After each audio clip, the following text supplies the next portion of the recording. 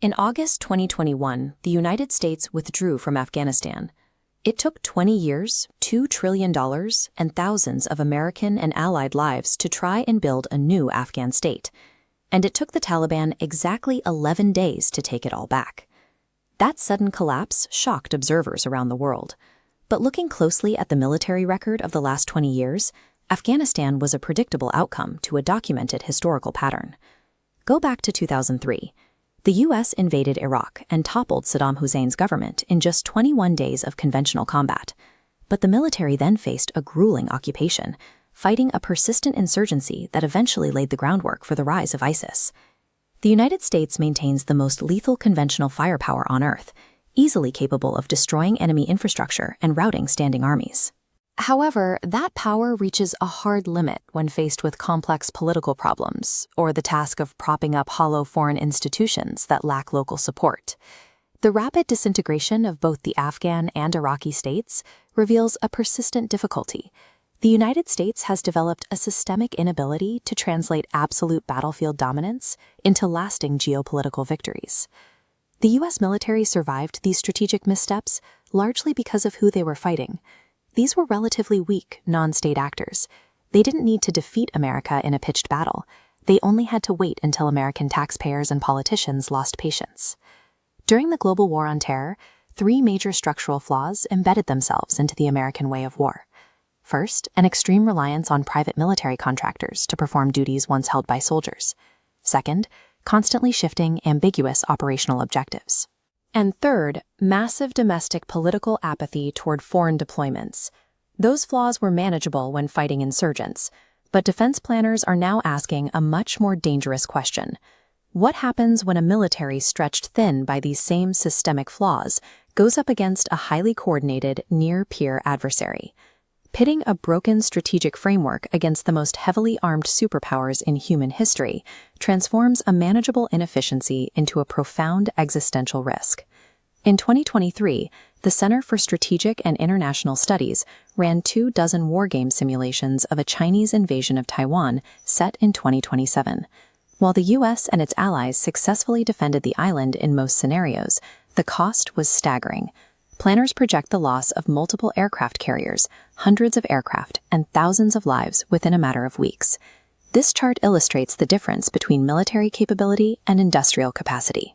The U.S. has highly capable weapons, but in a high-intensity conflict with China, the defense industrial base would completely run out of precision munitions before the first month of fighting was over.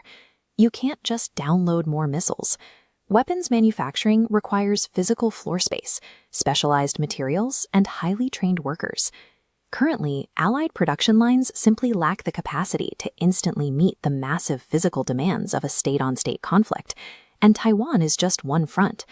The true nightmare scenario for the Pentagon is what analysts call the axis of disruption, a synchronized escalation where China moves on Taiwan, Russia advances further into Europe, and Iran chokes off trade in the Middle East, all at exactly the same time. The economic math of just the Middle Eastern front is devastating. In a simulation of a 2026 conflict, closing the Strait of Hormuz spiked global oil prices to $114 a barrel. Attempting to reopen that strait while simultaneously fighting in the Pacific and supplying Europe would stretch America's 11 carrier strike groups far past their physical operational limits. American military capacity is vast, but it is finite. It is mathematically incapable of fighting and winning a three-front global war all at once. Furthermore, the opening shots of a war with China or Russia won't involve soldiers at all. The very first engagements will happen entirely in space and cyberspace. This network represents America's orbital infrastructure. The entire modern U.S. military relies on these satellites for GPS navigation, encrypted communications through systems like Link 16, and the precise targeting of smart weapons. Adversaries know this. That's why they've spent decades developing anti-satellite or ASAT weapons. These systems are specifically designed to permanently blind the American orbital network, severing the military's ability to see the battlefield or even communicate with its own units. This is not a theoretical vulnerability. ASAT technology currently exists, and major world powers have already tested missiles fully capable of destroying targets in low Earth orbit. Simultaneously, offensive cyber attacks would launch. Because offense currently dominates defense in cyberspace, these strikes wouldn't be contained to military targets. They would instantly bleed into the civilian sector, knocking out financial networks, crippling power grids, and disrupting global aviation infrastructure. Losing this invisible front completely neutralizes America's conventional technological edge. It strips away the information dominance the U.S. has relied on since the Gulf War, forcing commanders to fight blind and deaf. If those stress tests result in a major American military defeat, the consequences wouldn't be contained to a single region. It would trigger a rapid global restructuring. The U.S. Navy guarantees the safety of shipping lanes carrying 90% of global trade. This security provides the physical stability required for the dollar to be the world's reserve currency. If that military guarantee is broken by a major defeat, the structural reason for the world to hold dollars begins to disappear. That collapse in credibility directly fractures formal defense alliances. Nations in NATO, as well as partners like Japan and South Korea, base their national security on the promise of American intervention. Once they realize the U.S. can no longer guarantee their sovereignty, they have to make new calculations about who to align with. And as conventional forces reach their breaking point, a much darker risk emerges. When a cornered superpower runs out of conventional options to defend its core global interests, the threshold to escalate to nuclear weapons drops dangerously low. A major defeat in the modern era would instantly vaporize the entire post-1945 world order. Nature abhors a vacuum, and so does geopolitics. As American power retreats, regional heavyweights like China and India will aggressively rewrite trade routes and military alliances to fill the void.